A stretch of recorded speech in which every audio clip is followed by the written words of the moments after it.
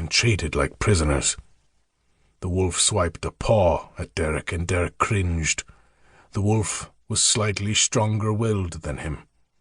The evil that now shimmered beneath Derek's skin, this overwhelming need to claw and sink his canines into flesh, compelled him, and he did not need a direct order from the man who called himself his alpha to maim and kill.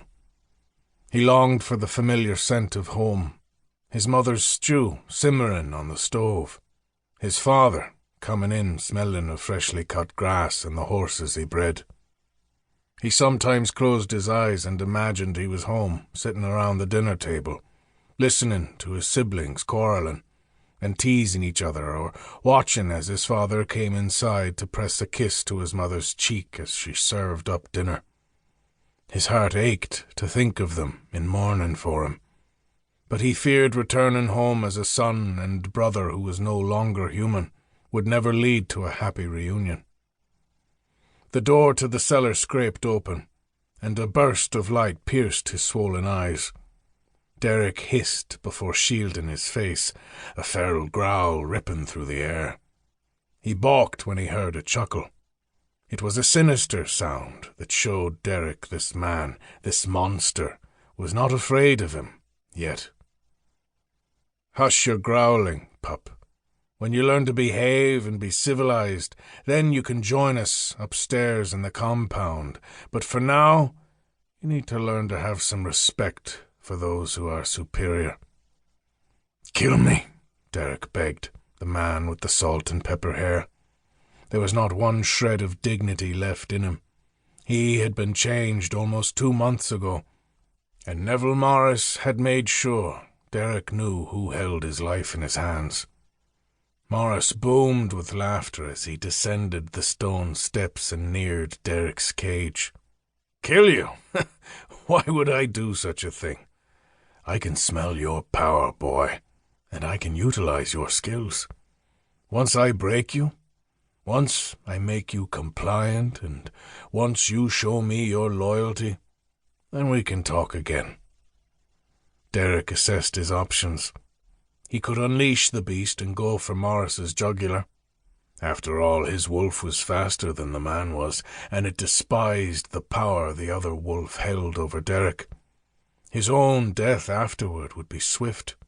The werewolf's second in command would release him from his cursed existence quickly. "I can see the cogs in your mind turning, boy, and I approve. Maybe one day you will kill me, but today will not be that day." He flashed a smirk and then turned his back to Derek, an ultimate show by the Alpha that he held no fear of the locked-up Derek. Morris strode up the steps, paused at the door, and glanced over his shoulder at his captive. Amber flared in his eyes, and Derek shuddered under the power that flooded Morris's body. "Rest up, pup.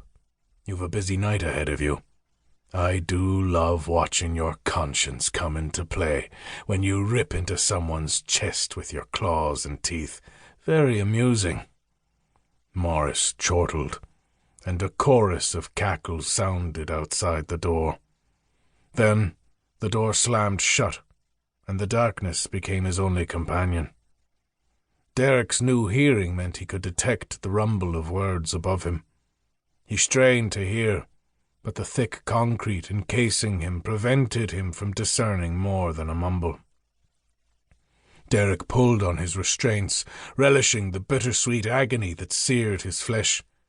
He wanted to wallow in the darkness, become resigned to his fate, but he was a soldier and still had a mission. The darkness around him was illuminated as his eyes flashed amber, and for the first time since he was changed, Derek grinned. He was used to being patient, to waiting for days in silence, waiting to pounce on his prey. The wolf in him now made it more enjoyable as adrenaline flooded his veins. He would wait, and he would be patient. And then Neville Morris would die. The past bled into the present as consciousness came to him slowly, a wave of nausea flooding through him, although he wasn't completely certain whether the nausea